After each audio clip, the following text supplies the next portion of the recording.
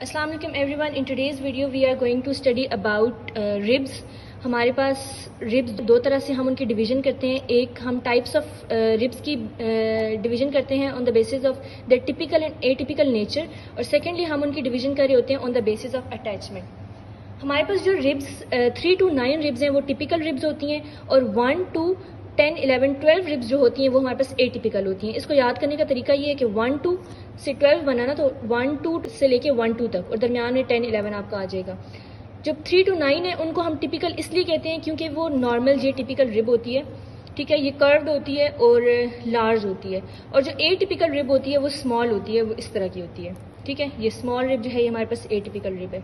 इसके अलावा हम रिब्स को on the basis of attachment भी क्लासीफाई करते हैं। ट्रू रिब्स वो होती हैं जो कि डायरेक्टली अटैच होती हैं हमारे पास स्टर्नम के साथ, और फॉल्स रिब्स वो होती हैं जो कि डायरेक्टली अटैच नहीं होती। For example rib number 8 to 12। और अटैच जो अटैच रिब्स होती हैं 8 to 10 वो वर्टिब्रोकॉन्ड्रल रिब्स उनको हम कहते हैं, और जो फ्लोटिंग रिब्स होती हैं वो अटैच नहीं हो रही। जो अटैच रिब्स है ना उनकी पीछे से सारी रिब्स इकट्ठी आती हैं, आगे कोस्टल एक ही कार्टिलेज बनते हैं और वो स्टर्नम के साथ जुड़ जाते हैं, लेकिन फ्लोटिंग रिब्स स्टर्नम के साथ अटैच ही नहीं होती। तो अभी हम डिस्कस करेंगे टिपिकल रिब्स के कुछ फीचर्स।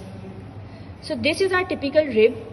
सबसे पहले हम इसको रख के देखेंगे। इसका जो फ्लैट वाला पार्ट है ये हमारा इसका इंटीरियर एंड है, तो ये रिब यूं पड़ी होगी, ठीक है।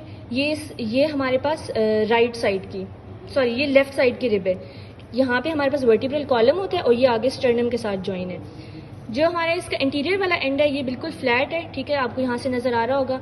और उसके अलावा जो इसका पोस्टीरियर एंड है इसमें हमारे पास कुछ फीचर्स हैं वो हम डिस्कस करते हैं। पोस्टीरियर एंड पे इसका ये हेड होता है, फिर इसकी नेक होती है, और यहाँ पे इसका ट्यूबरकल होता है जो नज़र आ रहा है। हेड हमारे पास दो पार्ट्स में डिवाइडेड होता है। एक इसका ये सुपीरियर फेसेट है, ठीक है, एक इसका हमारे पास इंफीरियर फेसेट है।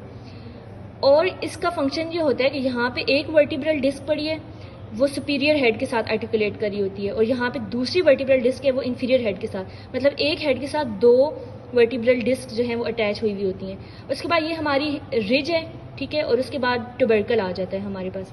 फिर पीछे इसकी नेक आ जाती है, ये हमारे पास पूरी इसकी नेक है। और नेक के बाद जो इसकी शैफ्ट है, शैफ्ट के ऊपर एक बहुत ज़्यादा इंपॉर्टेंट फीचर है जिसको हम कहते हैं कोस्टल ग्रूव। वो अभी आपको दिखाती हूँ। ये कोस्टल ग्रूव है, ये जो आपको नज़र आ रहा होगा इसके अंदर, ठीक है। अगर हम इसके हेड जो पोस्टीरियर साइड पे प्रेजेंट है उसको हम यहाँ से मेजर करना शुरू करें तो यहाँ पे हमारे पास आता है कोस्टल ग्रूव। और कोस्टल ग्रूव की इंपॉर्टेंस ये होती है कि यहाँ पे हमारे पास इंटरकोस्टल आर्टरीज, वेन्स और नर्व्स हैं वो प्रेजेंट होती हैं, और इसका सीक्वेंस होता है वैन, मतलब सबसे पहले वेन होगी, फिर आर्टरी होगी और फिर नर्व होगी। ओके, उसके बाद हमारे पास आता है angle of rib. Angle of rib क्या होता है कि ये हमारे पास इसका पोस्टीरियर पार्ट था जहाँ पे हेड और नेक प्रेजेंट था, और ये इसका इंटीरियर पार्ट है, ठीक है, और दरमियान में इसकी पूरी शैफ्ट है। अब ये शैफ्ट और ये हम इसको अगर रख के देखें तो ये इस तरह का एक एंगल बन रहा है, ठीक है।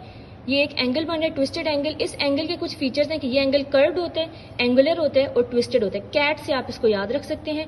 और ये जो एंगल है ये हमारे पास लेटरल जो ट्यूबरकल प्रेजेंट था उससे 5 सेंटीमीटर पे ये एंगल स्टार्ट हो जाता है। उसके बाद हमारे पास आता है एटिपिकल रिब।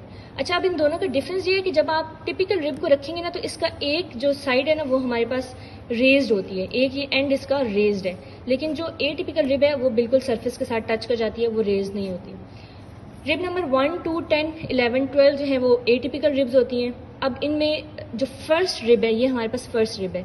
इसका ये एंटीरियर पार्ट है, जैसे कि मैंने पहले बताया था कि ये बिल्कुल स्मूथ सरफेस है, और ये इसका पोस्टीरियर पार्ट है जहाँ पे इसका हेड होता है। हेड के बाद नेक है, नेक के बाद इसका ट्यूबरकल है। अच्छा, इसकी सरफेसेस देख लें तो इसकी जो स्मूथ सरफेस है वो इंफीरियर सरफेस है, इसकी जो रिज वाली सरफेस है ये इसकी सुपीरियर सरफेस है। ये हेड हो गया, ये इसका आगे एंटीरियर पार्ट हो गया। एंटीरियर पार्ट जहाँ पे स्टर्नम के साथ जुड़ा हुआ होगा, और हेड यहाँ पे वर्टिब्रल कॉलम के साथ जुड़ा हुआ होगा। ओके, अच्छा, ये अब हमारे पास किस तरह पड़ी हुई है, ये इससे हमें पता चल रहा है कि ये हमारी राइट साइड की रिब है, क्योंकि ये इसका इंटीरियर पार्ट है, ये पोस्टीरियर पार्ट है, और ये ऊपर इसकी रिजेस प्रेजेंट है, इससे पता चल रहा है ये सुपीरियर पार्ट है। और इसके ऊपर दो ग्रूव्स होते हैं अगर हमें हेड से ट्रेस करके लाएं तो यहाँ पे जो एक बड़ा ग्रूव है इसको हम स्केलीन ट्यूबरकल भी कहते हैं, जहाँ पे स्केलीन मसल आके अटैच हो रहा होता है, और इसके साथ एक ग्रूव भी प्रेजेंट है जिसको हम groove of the atypical rib भी कह सकते हैं। जो ये इसका स्मूथ मसल्स की अटैचमेंट होती है वो इन ग्रूव्स के अंदर आके होती है। ये फर्स्ट रिब की फीचर्स हैं। इसी तरह सेकंड रिब जो है वो इसी तरह की होती है, लेकिन उसकी लेंथ ट्वाइस होती है एज कम्पेयर टू फर्स्ट। और 10th रिब जो है उसका सिंगल फेसेट होता है हेड में, जिस तरह हेड में मैंने बताया था 2 फेसेट होते हैं, एक सुपीरियर एक इन्फीरियर, लेकिन 10th रिब का सिंगल फेसेट होता है। और रिब नंबर 11th और 12th जो है वो शॉर्ट होती है, और उसके आगे से जो एंड्स होते हैं ना, ये वाले एंड्स वो पॉइंटेड होते हैं, और उसका नेक और ट्यूबरकल दोनों एब्सेंट होते हैं 11th और 12th रिब के। ये कुछ फीचर्स थे एटिपिकल रिब के।